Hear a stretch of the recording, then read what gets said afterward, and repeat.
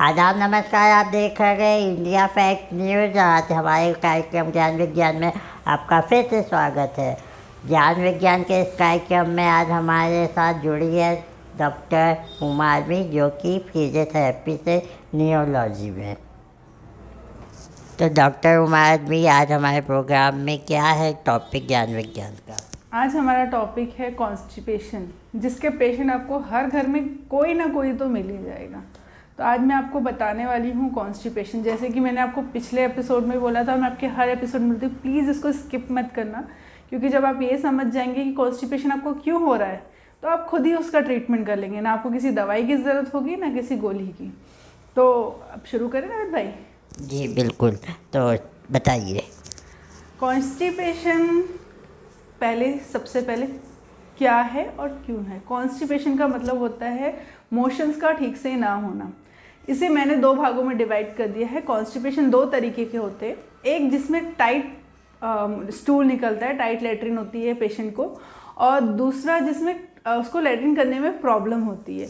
तो ये दोनों ही तरीके कॉन्स्टिपेशन दो अलग अलग प्रॉब्लम्स की वजह से होते हैं और इनका सोल्यूशन भी दो अलग अलग तरीके से होता है। एक होता है जिसमें टाइट लेटरिन होती है। जब पेशेंट वॉशरूम के लिए जाता है, बाथरूम के लिए जाता है, तो जब वो मोशन करने जाता है तो उसको बहुत टाइट लेटरिन होती है, और ये अक्सर ये जो है ये बवासीर का रूप ले लेती है, जिसकी वजह से बहुत सारे पेशेंट्स परेशान होते हैं। तो जो इस तरीके का कॉन्स्टिपेशन होता है ये जनरली आपके जो डाइजेस्टिव सिस्टम के स्लो वर्क की वजह से होता है। आपका डाइजेस्टिव सिस्टम धीरे धीरे काम करता है, आपकी जो स्टूल है वो धीरे धीरे फॉरवर्ड होते हैं और कॉलन में आके थोड़ी देर के लिए रुक जाते हैं, क्योंकि वहाँ पर आपका सबसे ज़्यादा वाटर ऑब्जर्शन होता है। उसकी वजह से क्या होता है, वहाँ पे ड्राइनेस आ जाती है मोशंस में, और जब आप मोशन करने जाते हैं तो आपको बहुत ही कड़क लेटरिन होती है। अक्सर जो लोग एंटीबायोटिक ज़्यादा लेते हैं, मेडिसिन ज़्यादा लेते हैं या गर्म चीज़ें ज़्यादा खाते हैं, उनको इस टाइप के कॉन्स्टिपेशन की शिकायत सबसे ज़्यादा होती है। तो इस टाइप का अगर आपको कॉन्स्टिपेशन है तो आप क्या करेंगे, आप करेंगे अपने डाइजेस्टिव सिस्टम को एक्टिव, उसको जल्दी जल्दी काम करने के लिए लगाएंगे। और दूसरा मैंने जैसे आपको बताया कि आपको कॉन्स्टिपेशन हो रहा है तो क्या हो रहा है, आपका वाटर ऑब्जर्शन बहुत ज़्यादा हो रहा है, पानी बहुत ज़्यादा सूख जाता है, जिसकी वजह से आपकी जो स्टूल है वो एकदम कड़क हो जाती है। तो उसके लिए आप पानी की मात्रा अपने शरीर में बढ़ाएंगे। आप जब ज़्यादा पानी पिएंगे तो आपका स्टूल सॉफ्ट रहेगा और आपको मोशंस में प्रॉब्लम नहीं होगी। और दूसरी चीज़ आप क्या करेंगे, आप अपने डाइट में घी और बटर जैसी चीज़ों को ऐड करेंगे। इससे क्या होगा, आपके जो आते हैं उसमें एक स्मूथ लेयर बन जाएगी। घी लेकिन असली घी होना चाहिए, डालडा घी नहीं होना चाहिए। असली घी क्या करेगा, आपकी जो अतड़ियाँ हैं उसमें एक स्मूथ लेयर बना देगा। स्मूथ लेयर होने की वजह से जो आपकी जो स्टूल है वो काफ़ी सॉफ्ट हो जाएंगे और आपको मोशंस करना ईजी हो जाएगा। और एक होता है कॉन्स्टिपेशन जिसमें मोशंस तो आते हैं पेशेंट को, लेकिन मोशन करने में बहुत प्रेशर लगाना पड़ता है। मतलब स्टूल तो सॉफ्ट होती है, लेकिन जब आप मोशन करने जा रहे हैं तो आपको बहुत ज़्यादा प्रेशर लगाना पड़ता है।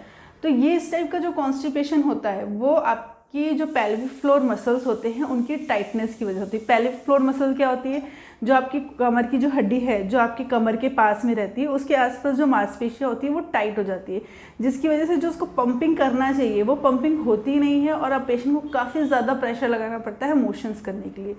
तो इसके लिए हम क्या करेंगे, आपका अगर पेल्विक फ्लोर आपको इस तरीके की कॉन्स्टिपेशन हो रहा है तो आप सबसे पहले अपने कॉन्स्टिपेशन को दूर करने के लिए पेल्विक फ्लोर एक्सरसाइजेस स्टार्ट करेंगे। पेल्विक फ्लोर एक्सरसाइजेस क्या है वो मैं आपको आगे बताऊंगी। उसके अलावा आप अपने मोशन करने की पोजीशन को सही करेंगे। हाँ, मोशन करने की पोजीशन से भी बहुत फ़र्क पड़ता है।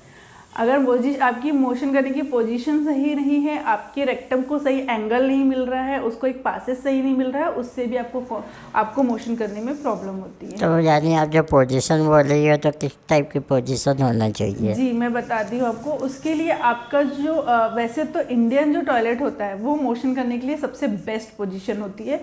उसमें आपको सिर्फ अपनी बैक को स्ट्रेट, बहुत सारे लोग सामने की तरफ झुक के मोशन करते हैं जो कि गलत है। आपको बैक स्ट्रेट रख के अगर मोशन के लिए जाते हैं तो आपके रेक्टम को बहुत अच्छा एंगल मिलता है और आपको मोशंस होने में प्रॉब्लम कम होती है। और अगर आप वेस्टर्न टॉयलेट यूज़ करते हैं तो उसके लिए भी मैं आपको ये डायग्राम दिखा रही हूँ। इस तरीके का डायग्राम, इस तरीके की सेटिंग अगर आप यूज़ करेंगे तो आपको मोशन करने में कम दिक्कत होगी। तो मतलब आप सिर्फ अपनी मोशन करने की पोजीशन सही करके भी अपना कॉन्स्टिपेशन को सही कर सकते हैं। जो दूसरे तरीके के कॉन्स्टिपेशन के बारे में मैंने आपको बताया वो पेल्विक फ्लोर मसल्स की वीकनेस की वजह से होती है। अब पेल्विक फ्लोर वीकनेस की एक्सरसाइजेस क्या होती है वो मैं आपको बताती हूँ। दोनों घुटने मोड़ना है, दोनों घुटने मोड़ने के बाद कमर उठाना है, कमर उठा के 10 सेकंड तक होल्ड करना है और 10 सेकंड होल्ड करने के बाद उसको नीचे कर लेना है। फिर से आप घुटना मोड़ेंगे, कमर उठाएंगे, 10 सेकंड होल्ड करेंगे और उसके बाद फिर उसको नीचे कर लेंगे, जैसे कि मैं इस डायग्राम में आपको दिखा रही हूँ। ये आपको कम से कम 20 से 25 बार रिपीट करना है। उसके बाद सेकंड थिंग होती है, दोनों घुटने के बीच में पिलो रख के उसको ज़ोर से दबाइए और दबाने के बाद 10 सेकंड तक होल्ड करिए और होल्ड करने के बाद उसको रिलैक्स करिए। ये एक्सरसाइज भी आपको 10 से 15 बार रिपीट करनी है। ये जो दोनों एक्सरसाइजेज मैंने आपको बताई है ये आपकी सिर्फ कॉन्स्टिपेशन में हेल्प नहीं करेगा। बहुत सारे पेशेंट्स को यूरिन की शिकायत होती है कि थोड़ी थोड़ी यूरिन गिर जाती है, एक एक बूंद यूरिन गिर जाती है। तो इस प्रॉब्लम में भी ये दोनों एक्सरसाइजेज बहुत हेल्पफुल होती हैं। और कॉन्स्टिपेशन के लिए आप कपालभाति का भी एक्सरसाइजेज यूज़ कर सकते हैं। कपालभाति से भी कॉन्स्टिपेशन में बहुत राहत मिलती है। तो इस तरीके से आप अपनी डाइट में कुछ चेंजेस करके, एक्सरसाइजेज में चेंजेस करके और अपने मोशंस आने पर अपनी जो बैठने की पोजीशन है उसको चेंजेस करके आपके कॉन्स्टिपेशन से आप बहुत जल्दी छुटकारा पा सकते हैं। जब आप मोशन करने जाएँ तो अपनी बैक को स्ट्रेट रखें और झुक के मोशन ना करें, इससे आपको काफ़ी बेनिफिट मिलेगा। तो इस तरीके के करना है या नहीं करना? नहीं करना है, बैक स्ट्रेट रहनी चाहिए। बैक स्ट्रेट रहेगी और आपकी नी फ्लेक्स रहेंगे, जैसे आपको मैंने फोटो पे दिखाया है। तो उससे रेक्टम को एक एंगल मिलता है जिससे मोशन बहुत अच्छे से और आसानी से हो जाता है। बट कई लोग तो सोचते हैं झुकने से पेट दबेगा तो अच्छे से होगा। नहीं, या तो आपको नीज को पेट की तरफ लेके आना है, कमर को सामने की तरफ नहीं झुकाना है। आप घुटने को जितना खींच के अपने पेट की तरफ लेके आ सकते हैं उतना अच्छा है, लेकिन आपको सामने की तरफ नहीं झुकना है। उससे आपकी स्पाइन सामने झुकेगी और आपका एंगल चेंज हो जाता है। तो उससे आपको मोशन उतने अच्छे से नहीं हो पाते हैं। आपके जो पेल्विक फ्लोर मसल्स है वो और ज़्यादा टाइट हो जाती है। तो हमसे बहुत सारे लोगों ने ये पूछा है सर कि आप एक फिजियोथेरेपिस्ट होकर डाइजेस्टिव सिस्टम के बारे में क्यों बता रही हैं? ये तो मैं भी आपसे पूछने वाला था। जी, मैं इसलिए आपको डाइजेस्टिव सिस्टम के बारे में बता रही हूँ क्योंकि जो हमारे 70% हमारा पेन है वो हमारे डाइजेस्टिव सिस्टम से जुड़ा हुआ है, चाहे वो एसिडिटी हो, गैस हो या कॉन्स्टिपेशन हो। जिस इंसान को इन तीनों में से एक भी प्रॉब्लम है उसको पेन कहीं ना कहीं तो होगा ही होगा। तो अगर वो इन तीनों चीज़ों से राहत पा ले तो सोचिए 70% पेन पेशेंट का ख़त्म हो जाएगा। और एक फिजियोथेरेपिस्ट का काम है एक दर्द रहित जीवन जीना। तो अगर आपका पेन अगर ख़त्म हो जाता है तो हम तो एक फिजियोथेरेपिस्ट है, पेन ख़त्म करने के लिए है। तो हम आपका पेन ख़त्म करने के लिए सबसे पहले आपके डाइजेस्टिव सिस्टम को सही करते हैं। इसीलिए जो हमारे ये तीनों टॉपिक थे, गैस, एसिडिटी और कॉन्स्टिपेशन, ये इसीलिए हमने सबसे पहले चुना ताकि आप पहले अपने इस डाइजेस्टिव सिस्टम को सही करके अपने पेन से पहले ही राहत पा ले। अब इसके अलावा जो पोजीशन से होने वाले दर्द हैं या जो आपकी गलत लाइफस्टाइल की वजह से होने वाले पेन है उसके बारे में भी हम आगे आपसे डिस्कस करेंगे। तो हमारा अगला टॉपिक होने वाला है नेक पेन, जिसमें हम पूरा कवर करेंगे आप किस तरीके से नेक पेन से बच सकते हैं, किस तरीके का पिलो आपको यूज़ करना चाहिए और किस तरीके की नेक की एक्सरसाइजेज आप करके गर्दन के दर्द से बच सकते हैं।